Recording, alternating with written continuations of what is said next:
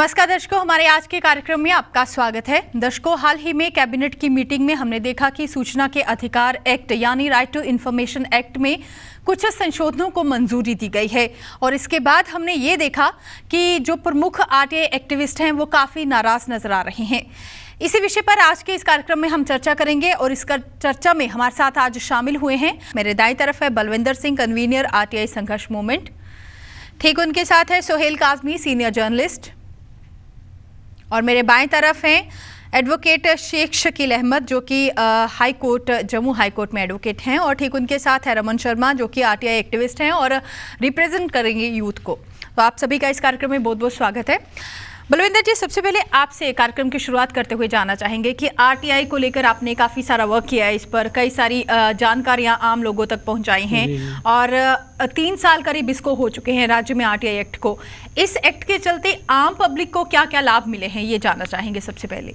देखिए, मैं समझता हूँ आज़ादी के बाद पहली बार पब्लिक को ताकत देने वाला कोई एक एक्ट आया जिसमें पब्लिक को ये ताकत दी गई कि आप जो टैक्स पेयर्स की मनी है उसके बारे में लोगों से, सरकार से ये पूछ सकें कि उनका पैसा जुडिशियस इस्तेमाल हो रहा है या नहीं। तो ऑल ऑफ ए सडन मुझे समझ नहीं आई, हम भी बड़ा हैरान हुए कि एक एक्ट जिसको अभी 3 साल ही हुए हमारे स्टेट में आए हुए और कमीशन को बने हुए ऑलरेडी को 1.5 साल हुआ जी, अब इसको ग्रो करने का मौका ही नहीं मिला कि इसकी ताकत को कमज़ोर करना शुरू कर दिया सरकार ने। सरकार का ये कहना कि इस एक्ट को हमने एट पार सेंटर के लाया, मैं हैरान हुआ। मैं समझता हूँ जिस शख्स ने उस एक्ट में उस वक्त ये रूल्स किए, इसमें ऐड किए, मैं उसको अप्रिशिएट करता हूँ क्योंकि उसने हमारी रियासत के जो एक करप्शन का ग्राफ है उसको देखते हुए इन रूल्स को इसमें डाला क्योंकि उसको पता हमारा रियासत जो है करप्शन में 2nd नंबर पे है, इसलिए उसने ज़रूरत समझी। उसने जीएडी के कुछ ऑफिसर्स जिन्होंने इस एक्ट में ये रूल्स की उस वक्त इन्होंने इनकॉर्पोरेट किया इसमें। तो आज सरकार ने देखा कि जब उनके कुछ ब्यूरोक्रेट्स की रॉन्ग डूइंग्स, जब पॉलिटिशियंस की कुछ रॉन्ग डूइंग्स जो मीडिया के सामने आने लगी, बहुत बड़े बड़े एक्सपोजर नेशनल लेवल पे भी हुए और हमारी रियासत में भी जितना लोगों ने जरूरत की कम से कम काफ़ी एक्सपोजर्स इसमें हुए। तो पिछले 5-6 महीने से असेंबली में भी हमारे कुछ मेंबर जो असेंबली के वहाँ हमारे कैबिनेट मिनिस्टर हैं, उन्होंने काफ़ी ह्यू एंड क्राई किया कि इस एक्ट की ताकत का इसका मिसयूज हो रहा है। तो मैं दाग देता हूँ, उस वक्त माननीय मुख्यमंत्री जी ने बड़ा एक अच्छा स्टैंड लिया। उन्होंने कहा नहीं, we are just moving towards a transparent regime, हम इसको और स्ट्रेंथन करने की ज़रूरत है, ना कि कम करने की। हमारी भी एक बार मुलाकात जब लास्ट ईयर सीएम साहब से हुई, बड़ा अच्छा लगा। 1 घंटे की उस मुलाकात में जो उन्होंने हमसे कमिटमेंट की, तो उन्होंने बड़ा स्ट्रिक्टली ये कहा, भाई मैं आपको एश्योर करता हूँ कि आपकी इस एक्ट को जितनी ताकत देनी पड़े मैं कमीशन को मैं दूंगा। हमें लगा ये सचमुच आरटीआई बड़े फ्रेंडली हैं, तो काफ़ी हमें सेटिस्फैक्शन हुई उनकी मुलाकात के बाद। लेकिन ये ऑल ऑफ ए सडन सारी इसकी ताकत को कम कर दिया। तो मैं इस माध्यम से ये कहना चाहूँगा, इनको पब्लिक को ये बताना पड़ेगा सरकार की क्या मजबूरियां आई जी इस एक्ट के रूल्स को क्यों। लेकिन बलविंदर जी, आम पब्लिक को, मेरा क्वेश्चन ये था कि आम पब्लिक को अभी तक इससे क्या क्या बेनिफिट हुआ है? देखिए, पब्लिक को एक तो आरटीआई एक्ट का 2 किस्म का इस्तेमाल किया जाता है। एक तो आम पब्लिक जो अपने grievance, day to day grievances को सॉल्व करने के लिए एप्लीकेशन, छोटी मोटी कहीं राशन कार्ड की प्रॉब्लम आ गई, उसको टाइमली कहीं उसका पासपोर्ट नहीं इशू हुआ। कई ऐसे बीपीएल कैटेगरी के लोग हैं जिनको बीपीएल कैटेगरी का नहीं लिया गया, सर्टिफिकेट नहीं मिला। बहुत से लोग ऐसे देखे गए लिस्टों में जिनके नाम हैं, फाइनेंशियली बहुत ज़्यादा वेल ऑफ हैं, उन लोगों के नाम, क्योंकि पॉलिटिकल एफिलिएशन उनके नाम इसमें इनकॉर्पोरेट किए गए। आरटीआई के आने के बाद उन लोगों ने अपने अपने लेवल में वीडियोज़ के पास जाके वो जब लिस्टें निकाली तो तब उनको पता चला भी किन लोगों के नाम हैं वो डिजर्विंग करते हैं, उनका नाम नहीं। उसके बाद उन लोगों के नाम इनकॉर्पोरेट किए गए। काफ़ी लोगों में हर जगह जहाँ जहाँ किसी को कोई प्रॉब्लम आई, आरटीआई लगा के। देखिए, एक सबसे ज़्यादा ये कहते हैं मिसयूज़ किया गया।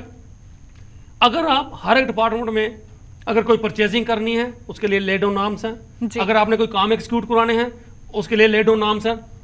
जब आप उस परचेजिंग के वक्त उन ले डाउन नाम्स की वायलेशन करोगे तो उस वक्त आपके पास आरटीआई फाइल की जाएगी और उस चीज़ में आपको लगेगा भाई हमें ब्लैकमेलिंग की जा रही है या हमें आरटीआई के द्वारा हरास किया जा रहा है। ऐसी कोई नहीं। जिस शख्स ने वायलेशन की वहां आरटीआई लगी। जिसने वायलेशन कोर्टल फॉर्मेलिटीज की नहीं की उसके पास कभी आरटीआई किसी ने लगाई नहीं। जी शकील जी, आपसे जानना चाहेंगे कि ये जो अमेंडमेंट्स जिनको अभी मंजूरी दी गई है, जिनको लेकर आरटीआई एक्टिविस्ट काफी नाराज दिख रहे हैं, ये क्या क्या अमेंडमेंट्स अभी हुई हैं और क्या इनका क्या प्रभाव हो सकता है और इसके पीछे की राजनीति आपकी नजर में क्या है?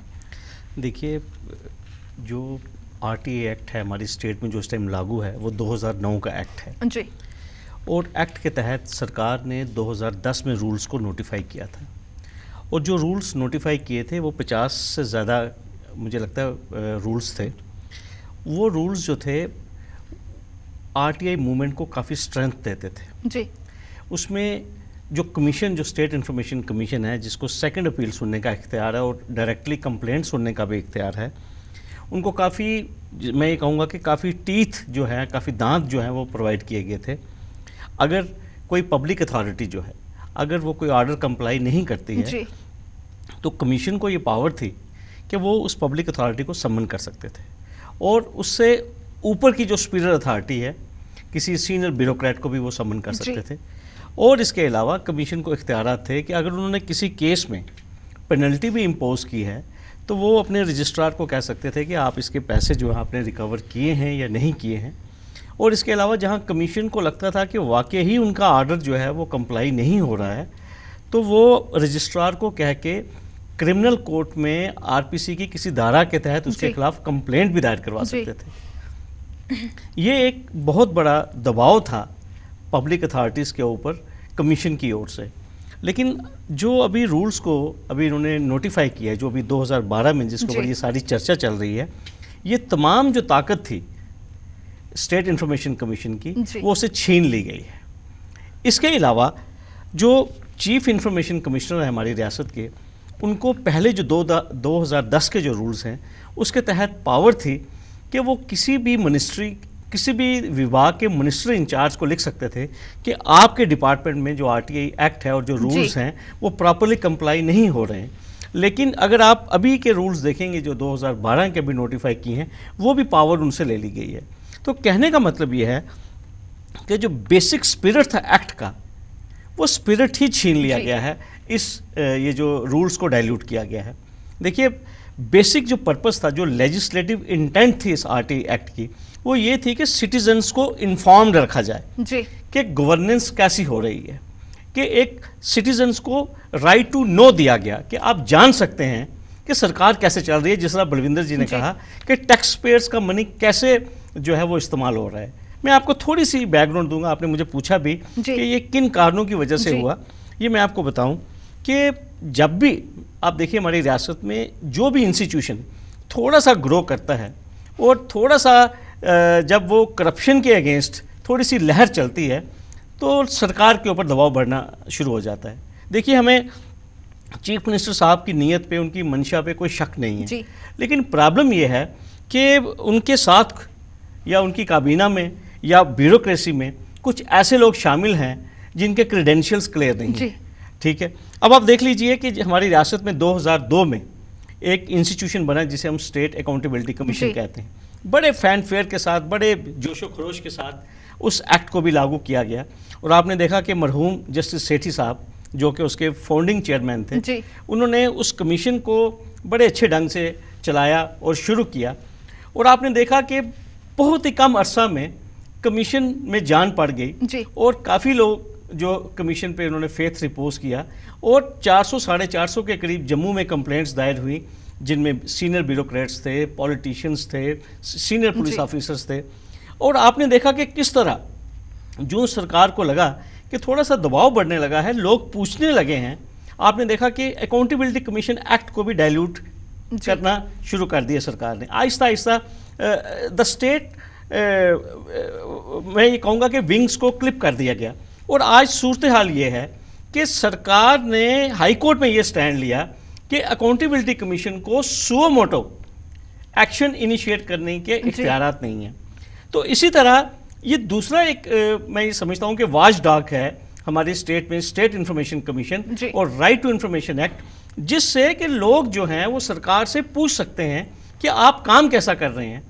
तो लेकिन मुझे लगता है कि जिस तरह से ये रूल्स को डाइल्यूट किया गया है, तो सरकार की जो मंशा है, जिस तरह से सरकार ने ये कहा है कि हमें स्टेट इंफॉर्मेशन कमीशन ने खुद रिक्वेस्ट की थी, और इसके अलावा we wanted to make this rules at par with the central rules, तो इसलिए हमने उसकी यकसानियत बराबरी लाने के लिए हमने ये किया है। मुझे ये जो जस्टिफिकेशन है सरकार की, मैं उससे बिल्कुल मुतफिक नहीं हूँ।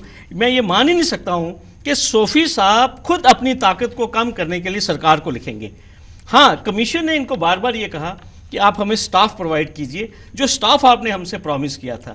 कमीशन ने बार बार ये कहा कि जो फीस सेंट्रल एक्ट में है आप वो फीस यहाँ पे लाइए, और सरकार ने एक अच्छा कदम उठाया कि हाँ जी 50 रुपये पहले फीस थी, उसको स्लैश किया। हाई कोर्ट की भी जनहित याचिका में डायरेक्शन थी कि 50 से लेकर आप 10 रुपये कीजिए, और जीरोक्स चार्जेस थे वो 10 रुपये पर पेज से 2 रुपये किए। ये वेलकम स्टेप मैं कहूँगा। लेकिन जो मेजर जो पावर्स थी जो कमीशन की, और जो मेजर पावर जो थी एक सिटीजन की, वो तमाम पावर्स को डाइल्यूट कर दिया गया है, और इससे मैं ये समझता हूँ कि जो पूरा स्पिरिट था इस एक्ट का वो डिफीट हो चुका है। जी सोहेल जी, जैसे कि जो इसमें अमेंडमेंट्स को मंजूरी दी गई है आरटीआई जेएंडके में, इसको लेकर जैसे कि रोष देखा जा रहा है, नाराज हैं एक्टिविस्ट, लेकिन वहीं दूसरी तरफ अगर सरकार के पक्ष की बात करें तो सरकार का कहना है कि उन्होंने जो सेंटर में आरटीआई एक्ट है उसी की तर्ज पर लाने के लिए इसमें ये जो अमेंडमेंट्स की हैं। आपका क्या मानना है कि अगर सरकार ने उसी के तर्ज पर इसे बनाने की कोशिश की है, एक अपनी तरफ से एक प्रयास किया है, तो उसको अप्रिशिएट किया जाना चाहिए? बिल्कुल अप्रिशिएट किया जाना चाहिए। अगर वो उस लेवल पे पहुंच चुका था, अगर हम फर्स्ट क्लास को पास कर चुके हैं तो हमें हक है सेकंड क्लास में जाने का। लेकिन अगर फर्स्ट क्लास में ही हम इतनी कंट्रोवर्सीज में फंस गए हैं इस स्पेशल स्टेट को लेके और स्पेशल एक्ट को लेके, तो मुझे लगता नहीं है कि आप सेकंड क्लास में जा सकती हैं। अगर आप देखें इसकी इंसेप्शन जब शुरू हुई, वो भी एक सिविल सोसाइटी की तरफ से बड़ा ह्यू एंड क्राई हुआ था कि आरटीआई एक्ट होना चाहिए स्टेट में, और उसकी मजबूरी को देखते हुए ज़बरदस्ती में स्टेट गवर्नमेंट ने इसको पास किया था। अदरवाइज ये वो शायद ये ह्यू एंड क्राई ना होती तो ये एक्ट पास ना होता। तो पहले तो उस स्टेज को पहले आप देखिए, जो अभी हम फर्स्ट स्टेप नहीं चढ़े थे। उसके बाद इसकी जब अपॉइंटमेंट होनी थी इनकी, इसके आरटीआई के चीफ की, वहाँ कंट्रोवर्सी शुरू होगी, और ऐसी कंट्रोवर्सी शुरू होगी कि हमें बदकिस्मती से सूफी साहब हमारे भाई हैं बड़े, इनकम टैक्स कमिश्नर को अपॉइंट करना पड़ा आरटीआई के हेड के लिए, जो मैं समझता हूँ एक फिजिबल एक्ट मूव नहीं था, क्योंकि सूफी साहब जम्मू कश्मीर से हैं, हमारे बड़े भाई हैं, लेकिन पूरी उम्र उनकी जो सर्विस रही है वो आउट ऑफ स्टेट रही है, बिहार में रही है, महाराष्ट्र रही है, और जोन्स में रही है, और इनकम टैक्स की रेलिवेंस जो है आरटीआई के साथ किसी भी तौर पे मिलती नहीं है। और एक चीफ सेक्रेटरी लेवल जिसने पूरी उम्र यहाँ सर्विस की, जो भी मैं कोई और नाम भी होता जो स्टेट में सर्व कर रहा होता, जो स्टेट की नर्व्स को समझता, स्टेट की पॉलिटिक्स की नर्व्स को जानता, तो ये दूसरी पॉलिटिक्स वहाँ से शुरू होगी। फिर जिसकी तरफ इन्होंने इशारा किया कि नंबर 2 स्टेट हमारी करप्शन में है, इनको करेक्ट करूं कि नंबर 1 पे हम हैं, वो 3 साल पुरानी बात है, नंबर 2 पे हम थे। अब जब ये सब कार्रवाई शुरू हुई, क्योंकि यहाँ हमारे यहाँ की जो इलेक्शंस का प्रोसेस है, यहाँ की गवर्नेंस का प्रोसेस है, वो रेस्ट ऑफ इंडिया से बड़ा डिफरेंट है, उसको कहीं भी आप कंपेयर नहीं कर सकते हैं। क्योंकि यहाँ जो सरकारें बनती हैं वो उनका नज़रिया गवर्नेंस पे कम और खाना पूर्ति पे ज़्यादा रहता है कि हमने ये टाइम जैसे कैसे इसको पूरा करना है। और ये पहली स्टेट है, बाकी स्टेट्स में भी है कि एक सिंगर का बेटा सिंगर बनना चाहिए, लेकिन सिंगर बनने के लिए मेहनत करनी पड़ती है, रियाज करना पड़ता है, मेहनत करनी पड़ती है। एक्टर का बेटा एक्टर बने, हम वेलकम करते हैं, लेकिन उसके लिए भी स्पॉटलाइट पे हमेशा ये रहती है कि जैसे सब चाहते हैं रिटायरमेंट होना, उससे पहले किसी न किसी तरह को कमीशन मिल जाए, ये 3 साल भी प्रोटोकॉल में चले जाएँ। क्योंकि मैंने कहा कि हमें पूरी ओवरऑल सिचुएशन को रिव्यू करने की ज़रूरत है, लेकिन फ़ायदा मिलता है उन कमीशंस का ज़मीनी हक़ाइक़ पे कि नहीं मिलता है, क्योंकि आज इंफॉर्मेशन टेक्नोलॉजी का दौर है। वजाहत हबीबुल्ला साहब ने बड़ी बार ट्राई की कि मैं जम्मू में आऊँ, लेकिन किसी न किसी तहत लास्ट मूवमेंट में मुकर जाते थे। मुझे याद है 2 बार मेरी उनसे मुलाकात हुई, तो लास्ट मूवमेंट में उन्होंने ना कर दी, क्योंकि वो यहाँ रह चुके हैं, इस ढांचे को जानते हैं, और दिल उनका करता था कि ये वाकई ही जम्मू की सिविल सोसाइटी के साथ एक चर्चा का विषय बने। हम भी एक कोशिश कर रहे हैं, जिसमें जम्मू यूनिवर्सिटी में हमने प्लानिंग कमीशन से बात की, मोंटेक सिंह आलूवालिया से, कि हम एक सेमिनार यहाँ कंडक्ट करें जिसमें 2 स्पीकर्स हों, मोंटेक सिंह आलूवालिया साहब खुद हों एज ए चेयरमैन, और वो बताएं कि 1947 से आज तक आपने कितना हमारा प्लानिंग कमीशन के हिसाब से पैसा स्टेट में दिया है, कितना एग्जीक्यूट हुआ है, और कितना और देंगे आप साहब के ये जो रियासत है किसी और तरह से भी रिकंस्ट्रक्ट होकर उस लेवल पे पहुंचे जिस लेवल पे प्लानिंग कमीशन देखना चाहती है। तो वो नवंबर दिसंबर में वो भी हम प्लान कर रहे हैं। ये हम अपने लिए प्लान नहीं कर रहे हैं, क्योंकि ये चीज़ें गवर्नमेंट वो चीज़ें करेगी जिसमें गवर्नमेंट की प्रोजेक्शन होगी। ब्यूरोक्रेसी वो प्रोजेक्ट करेगी जहाँ ब्यूरोक्रेसी का अपना लेवल प्रोजेक्ट होता होगा। किसी ने नहीं कह दिया कि हमारा टूरिज्म जो सेक्टर है आज बैकबोन है स्टेट की, अगर उसमें हमें 200 करोड़ साल का आ रहा है तो ऐसा कौन, हमने सिर्फ ये देखना है कि 2012-13 में अगर हमें 200 करोड़ आया है, 13-14 में 210 करोड़ आना चाहिए। हमने ये कभी ट्राई नहीं की कि हम इसको क्यों ना 1,500 करोड़ पे लाएं, ताकि ये जो बाकी चीज़ें जो ढांचा यहाँ खराब है उस पैसे से ठीक हो सकता है। उसकी तरफ तवज्जो करने की ज़रूरत जो है वो कभी हुई नहीं, ना कर रहे हैं, और ना मुझे लगता है उम्मीद है कि होगी। हो सकती है अगर ये एक्ट बलविंदर जी जैसे एक्टिविस्ट या रमन जी जैसे एक्टिविस्ट या शकील साहब जैसे एक्टिविस्ट कहीं इसमें थोड़ी थोड़ी जान पर, अगर ये भी बंद हो जाएगा फिर तो साहब आपके ये डिक्लाइनिंग शुरू हो जाएगी। अगले साल आप बोलेंगे नहीं, वैष्णो देवी की यात्रा जो थी वो 95 लाख थी, 1,20,00,000 का आंकड़ा गलत बताया था। तो अगर हम लोग भी काम करना छोड़ देंगे फिर रियासत का अल्लाह ही वारिस है। रमन जी, आपसे जानना चाहेंगे कि ये जो संशोधन किए गए हैं इसमें आरटीआई एक्ट जेएनके में, आपका क्या मानना है कि क्या इन संशोधनों के बाद, इन अमेंडमेंट्स के बाद जिनको मंजूरी दी गई है, तो क्या इसके बाद रेलेवेंस खत्म हो जाएगा इस एक्ट का? देखिए, जैसे शकील साहब ने आपको पहले बता दिया कि कमीशन में इस आरटीआई एक्ट में एक अपेक्स बॉडी है जिसको स्टेट इंफॉर्मेशन कमीशन कहा गया है। उसका बहुत बड़ा रोल है इस एक्ट को चलाने के लिए। आप कह सकते हैं कि वो एक बिल्कुल एक उसी पैरामीटर को वो फिक्स करेगा स्टेट इंफॉर्मेशन कमीशन जब भी एक आम शहरी आरटीआई एप्लीकेशन लगाएगा। मैं अपना एक्सपीरियंस आपको बता दूं, जब भी हम एप्लीकेशन लगाते हैं तो 90% केसेस में इंफॉर्मेशन कमिश्नर के पास जाने के बाद ही हमें इंफॉर्मेशन मिलती है जी। और वो इन्फॉर्मेशन इसलिए मिल पाती है चूंकि हमारा स्टेट इन्फॉर्मेशन कमीशन जो है एक्ट में और रूल्स में ये प्रोविजन दी गई थी कि उनके पास वही पावर होगी जो एक सिविल जज के पास होती है। मुश्किल साहब आपको बता चुके हैं। और जब आप ये सारी पावर्स जो अभी गवर्नमेंट ने एसआरओ नंबर 279 डेटेड 30 अगस्त 2012 को जो निकाली है, अगर आपने जो पिछले रूल्स स्क्रैप कर दिए हैं और गवर्नमेंट ने ये कहा है कि हमने इस सेंट्रल एक्ट को एट पार कर दिया है, स्टेट एक्ट को एट पार सेंट्रल एक्ट कर दिया है, लेकिन एक युवा होने के नाते मैं ये चीज़ समझता हूँ कि कहीं ना कहीं एक भूल हुई है, एक मिसगाइड किया गया है हमारे सीएम साहब को ब्यूरोक्रेसी की तरफ से। क्योंकि बलविंदर जी ने भी जैसे बताया कि वो हमेशा फ्रेंडली रहे हैं आरटीआई के लेकर।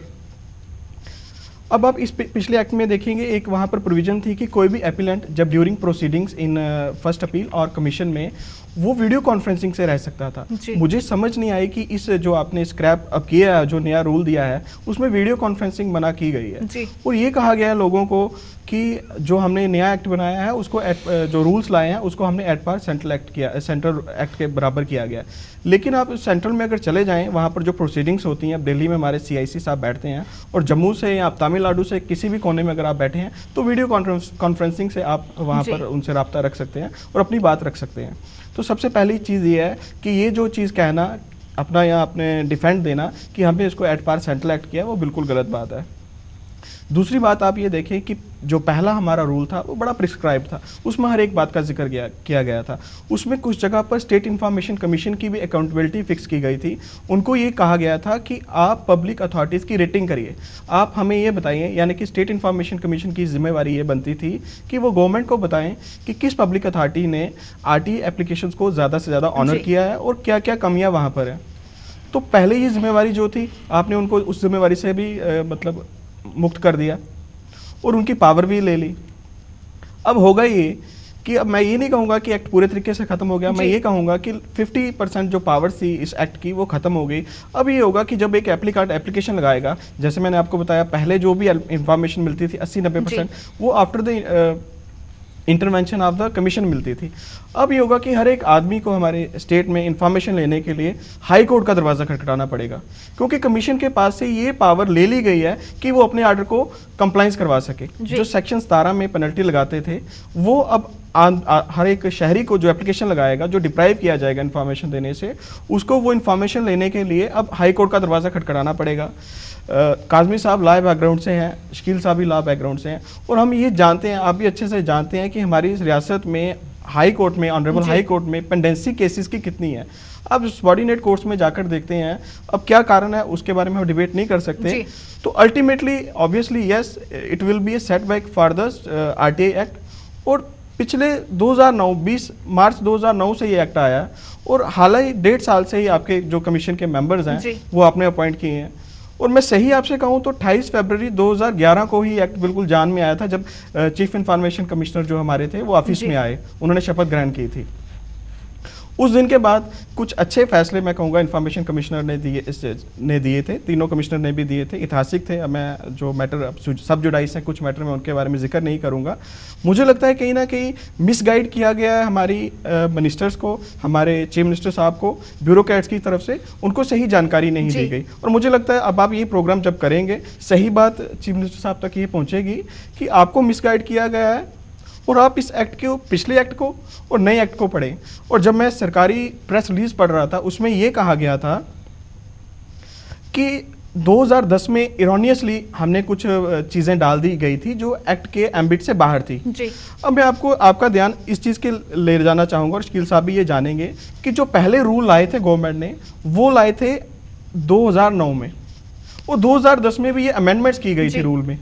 अब आप देखिए पहले जो ब्यूरोक्रेसी थी आपकी, आज भी वही ब्यूरोक्रेसी है। और क्या हुआ कि 3 सालों में वही ब्यूरोक्रेसी कहती है कि हमने जो पहले आपको रूल्स दिए थे वो रूल्स हमने गलती से दे दिए गए थे।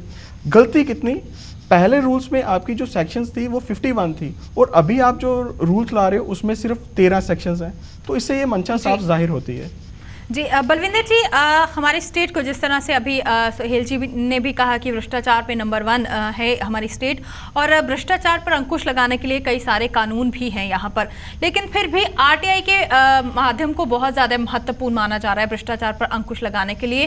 क्यों? और इस तरह की आवाज़ें भी उठ रही हैं कि भ्रष्टाचारियों पर शिकंजा कसना शुरू हो गया था, इसीलिए शायद आरटीआई एक्ट की पावर्स को डिफंड किया गया है।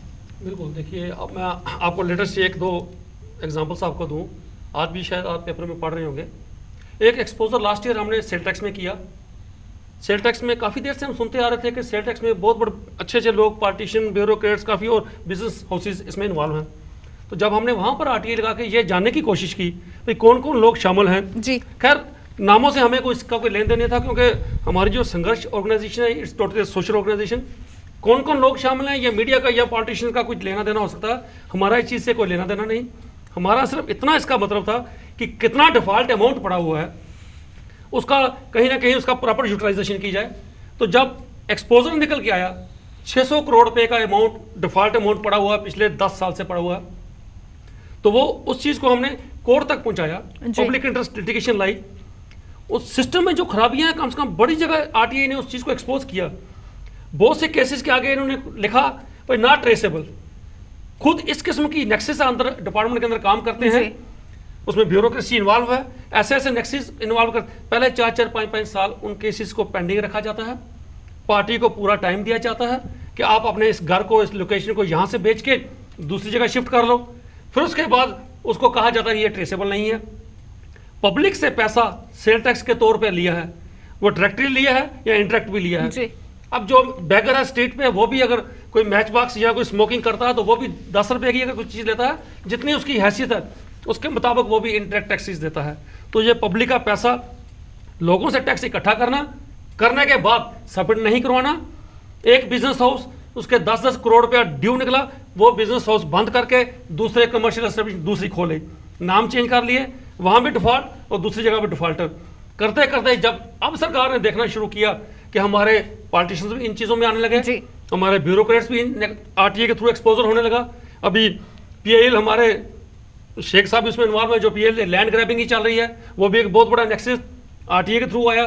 सरकार इन चीज़ों को डाइजेस्ट नहीं कर पा रही है। सरकार चाहती है पब्लिक में अपनी इमेज को भी ठीक रखे, एक्ट लाए, लेकिन साथ साथ अपने ब्यूरोक्रेसी और पॉलिटिशियंस को उनके कवच जिसे कहते हैं उसको डाल भी चाहिए।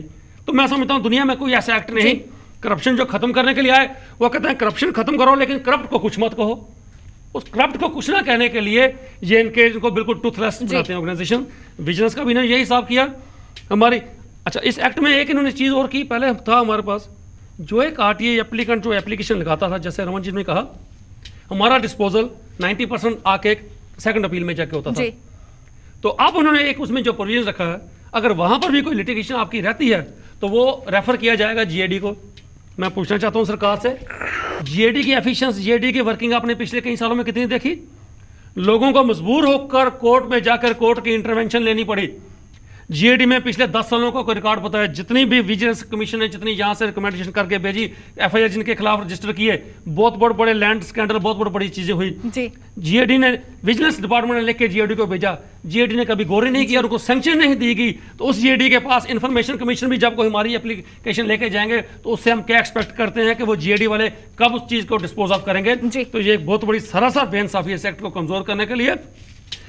मैं अश्योर करता हूं सरकार को, अगर ये अमेंडमेंट्स अपनी इसी तरह रहने देते जैसे एक्ट था, जो ये एक बदनुमा दाग हमारी रियासत के ऊपर लगा हुआ है करप्शन का, नंबर सेकंड, जैसे सुहेल जी ने कहा, भाई हमें खुश नहीं होना चाहिए, नंबर सेकंड नहीं नंबर फर्स्ट पे आ रही है।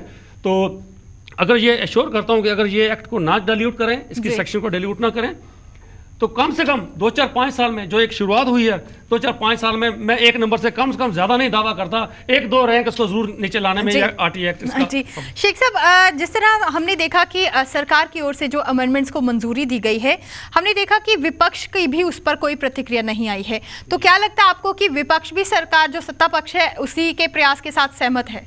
देखिए, बड़ा अच्छा क्वेश्चन आपने किया रेखा जी। आपको मैं थोड़ा पीछे ले जाऊंगा।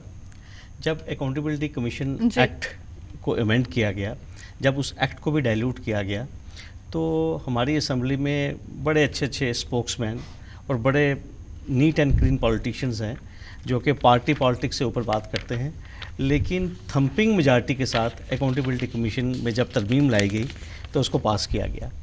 इसी तरह आप देख लीजिए, आज काफ़ी अरसा हो गया है, काफ़ी दिन हो गए हैं ये जो रूल्स को स्क्रैप किया गया है और नए रूल्स इंट्रोड्यूस किए गए हैं। आप देखिए, सिवाय सिविल सोसाइटी के और सिवाय प्रेशर ग्रुप्स के और सिवाय जो आरटीआई एक्टिविस्ट हैं, उनके अलावा हमारे किसी बड़े पॉलिटिशियन ने, चाहे वो अपोजिशन में हैं, चाहे पावर में हैं, चाहे वो कोई किसी आला ओहदे पे फाइज हैं, किसी भी शख्स ने इन रूल्स को क्रिटिसाइज़ नहीं किया है, ना इस सरकार के सेक्शन को कंडेम किया है। इससे ये पता चलता है कि this is a politics of expediency and politics of convenience. हर एक का कन्वीनियंस है। ये बलविंदर जी ने सही कहा कि देखिए, अब कोई ऐसा कानून इनको बनाना चाहिए सरकार को जिससे कि एक पर्टिकुलर क्लास को एक्सक्लूड कर देना चाहिए। जी। मैंने परसों भी एक प्रेस कॉन्फ्रेंस जो संघर्ष आरटीआई मूवमेंट में थी, मैंने उनको ये कहा था कि हमारी रियासत में इस टाइम ज़रूरत है कि जो प्रिवेंशन ऑफ करप्शन एक्ट है हम इसको ख़त्म ही कर दें और विजिलेंस ऑर्गेनाइजेशन है इसको भी बंद कर दें, क्योंकि ये बड़ी ज़्यादती है कि आप एक पटवारी को पकड़ लेते हैं, आप एक क्लर्क को पकड़ लेते हैं और वो 500 रुपया जो है वो फ़र्ज जारी करने का वो रिश्वत लेता है और इतनी पब्लिसिटी हम उसको देते हैं कि उसका नाम देते हैं, उसकी वल्दियत भी देते हैं, उसके गांव का नाम भी देते हैं और हम कहते हैं कि विजिलेंस ने, क्राइम ब्रांच ने बहुत कमाल कर दिया जी। लेकिन उसके बरक्स जब कोई बड़ी मछली जाल में फंसती है तो एक तो पहले उसको दबाने की कोशिश की जाती है, दबाने के बाद फिर पूरी कोशिश की जाती है कि किस तरह इन्वेस्टिगेशन को स्कटल किया जाए जी।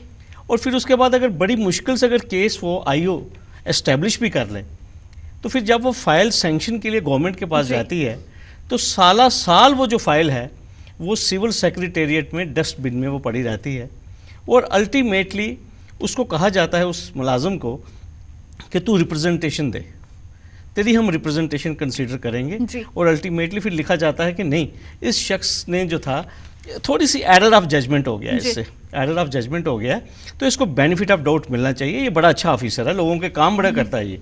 फिर अल्टीमेटली होता क्या है, लिखा जाता है कि इसके खिलाफ डिपार्टमेंटल एक्शन लिया जाए, ये क्रिमिनल केस, विजिलेंस का केस इसके खिलाफ नहीं बनता। तो कहने की ये बात है कि उस सेक्शन को बचाने की पूरी कोशिश की जाती है। अब मैं नाम नहीं लेना चाहता क्योंकि फिर कहा जाता है कि शायद हम किसी को बदनाम करना चाहते हैं, तथ्य हमारे पास सारे पड़े हुए हैं। मैं बहस करने के लिए सीएम साहब के साथ तैयार हूं करप्शन के ऊपर, रियासत की किसी भी शख्सियत को बिठा दें, मैं साबित कर दूंगा कि